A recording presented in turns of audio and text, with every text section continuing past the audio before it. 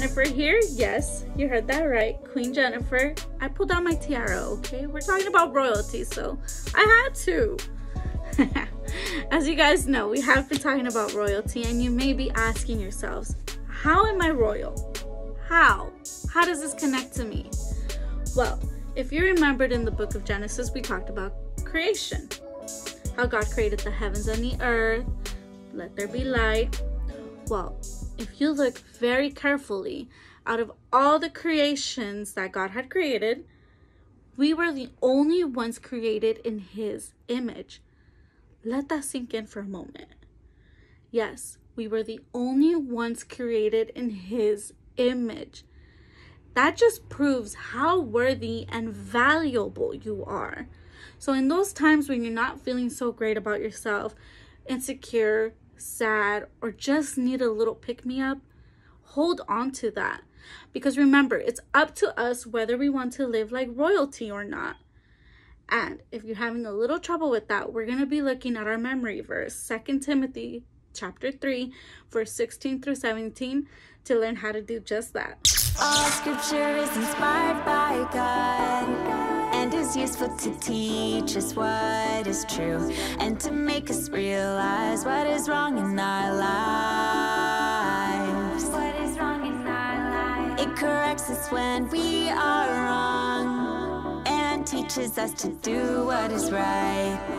God uses it to prepare and equip His people to do every good work. 2 Timothy 3:16 and 17. Yeah.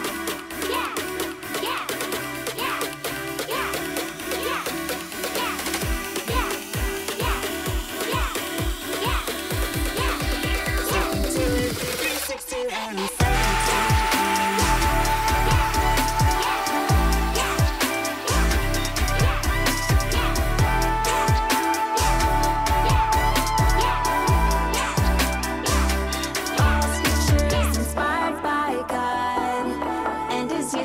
Teach us what is true and to make us realize what is wrong in our lives.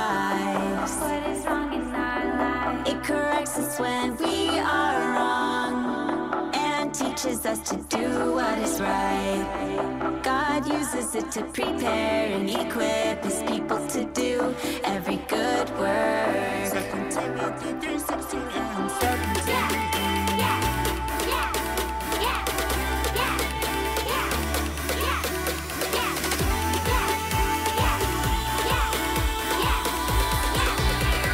Timothy 3:16 and 17.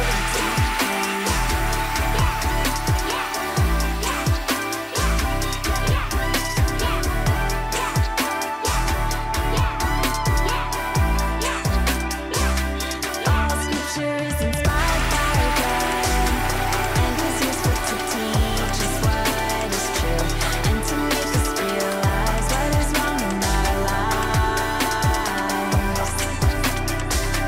It corrects us when we are wrong and teaches us to do what is right.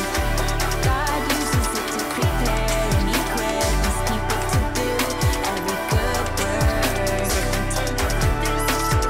17. You know, sometimes in life we are faced with difficult decisions to make, and if I'm being honest here, most of the times we don't know what choice to make. But this memory verse serves as that reminder to not overcomplicate it, because we have the tendency to do just that. But most of the times the answer is just in front of us, like right in front of us. We just need to take that time to ask God for some guidance, because most of the times He'll send a friend to help us out, or He'll help us out in His own unique way. Now, we're going to be learning about somebody who was constantly facing difficult decisions, but she was quick to lean on God. Slapstick Theater. Esther's Request to the King. This is Esther, who was a Jewish orphan who lived in Persia during the reign of King Xerxes. Esther was adopted by her relative, Mordecai, who worked in the palace of the king. Once, Mordecai had even saved the king's life. Yep. Esther became the queen of Persia, but no one knew she was a Jew because Mordecai told her to keep it a secret. This is Haman, who is the second most powerful man in Persia.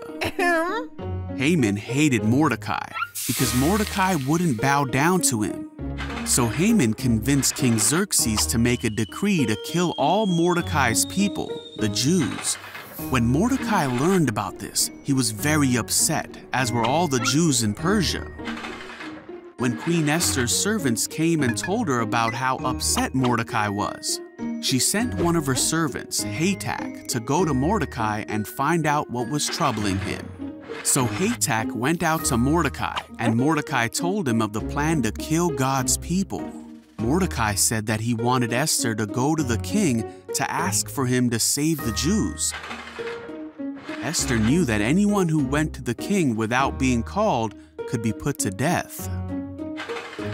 But Mordecai reminded Esther that she may have been made queen for such a time as this. So Esther asked for the Jews to fast for 3 days. Then Esther put on her royal robes and went before the king. When the king saw Esther, he was happy to see her and asked, "What do you want, Queen Esther? I will give it to you, even if it's half the kingdom."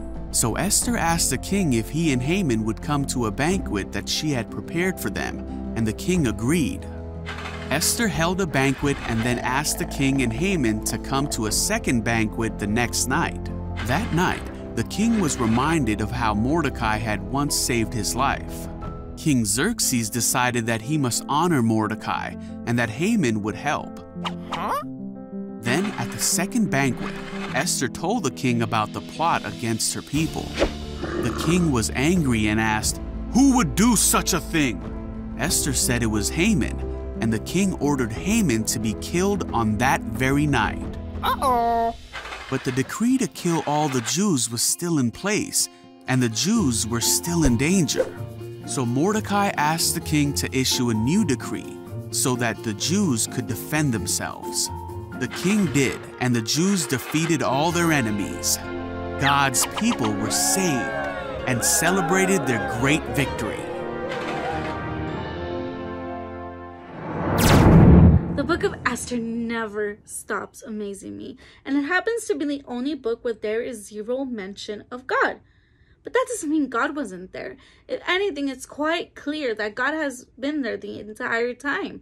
It was God who had inspired King Xerxes to make the choice to read a book on that sleepless night, because King Xerxes could have decided to do anything else, but he made the choice to read a book that contained the passage that revealed to him how Mordecai, who is a Jew, has saved his life. And that instilled it in the king's heart to want to save Mordecai and the Jews. And Esther, she may have not known what choice she was going to be making, but she never stopped relying on God. Now, let's see what choices Greg is going to make on his episode of Greg on the Go. What's up, LEGO lovers, and welcome to the last and final episode of Greg on the Go. Now, for today's episode, we have something really special planned. My cameraman, Dan, has hidden a special prize somewhere here in the park, and we have to go on a quest to find it. But what's a quest without a trusty map? Lucky for me, cameraman Dan has made me a map here to find a prize. We've been a lot of places in the park. The LEGO Movie World, Explorers Island, Fun Town. Oh, right here, Dan, the hideaways. Now, if I was hiding something, I think I'd go there first. To the hideaways. You're a sneaky one, Dan. All right, Dan, so we made it to the hideaways. The perfect place to hide the first clue. Now, there's many places to look in here. It's like a massive jungle gym. So we're gonna have to we got the first clue. It's right here, Dan. Right before the hideaways. You found the first clue, but in order to find the treasure, you'll have to search high and low.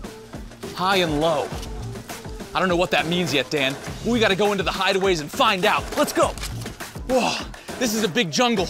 Look, up only. So to go low to high, we're on low, so we gotta go up high. Let's start climbing. Whoa, this is harder than it looks, Dan. Go around.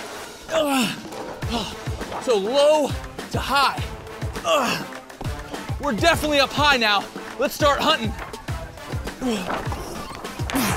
Whoa, look out, Dan! Oh! These things are crazy! Let's go, Dan. Low to high. We gotta keep going up. We gotta go through the tunnel. Let's go. Dan, I think I'm getting closer. We made it through the first dark tunnel. I can smell the next clue. Let's keep moving. Going down, Dan. There's multiple layers to this maze, Dan. Let's keep moving. So we're at the Eagle's Nest, one of the highest points in the hideaways, and there's only one place where the last clue could be, through the super slide. Let's go, Dan. Oh, that was awesome. The final clue. Okay, let's see what we have here, Dan. So you're on an adventure, but you're not there yet. This isn't the final clue. There's more clues. We gotta go to our trusty map. The Adventures Club. That's where the next clue is. I knew it, Dan. Let's keep moving.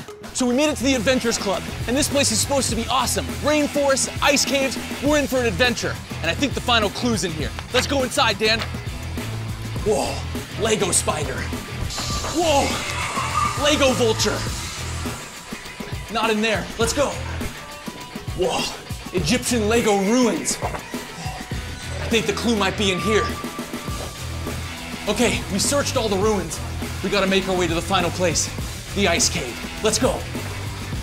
We made it to the final section of Adventures Club, the snow cave. It's getting cold in here, Dan. You better put on your jacket. The final clue's gotta be in here somewhere. Oh, in the snow wolf's mouth.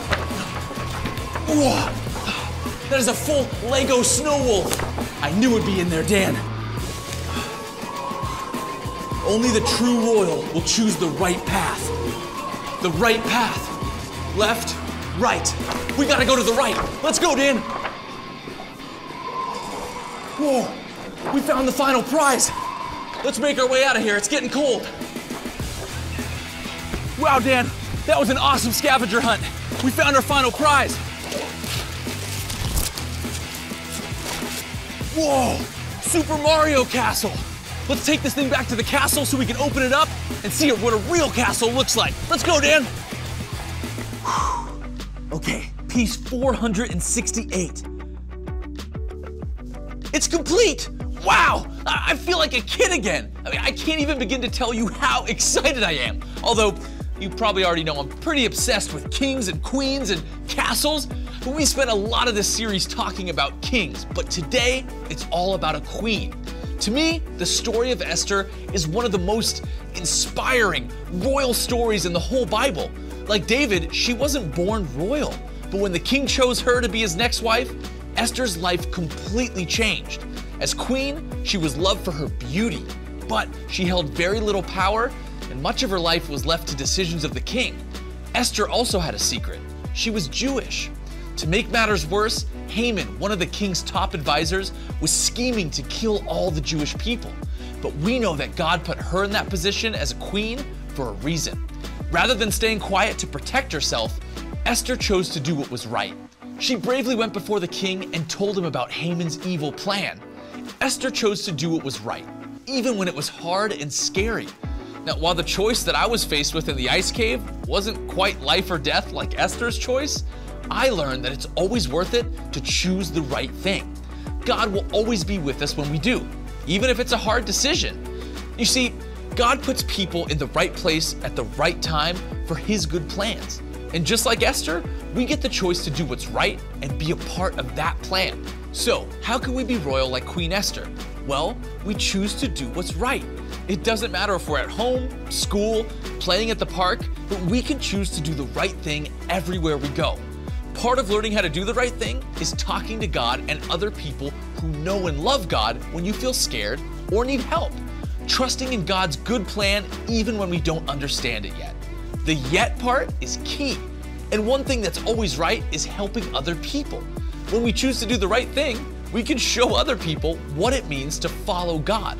No matter how big or small, doing the right thing will always matter and be big to God. thank you guys so much for watching Greg on the Go. It's been so much fun to make this series, exploring the kingdom of Legoland and learning about some of the kings and queens in the Bible.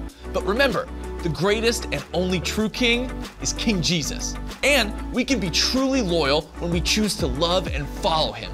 I can't wait to see you all again soon for more adventures. Have a great week. Dan, we gotta come up with a new show. See you guys. Greg on the Go, Greg on the Go. Where do we go next?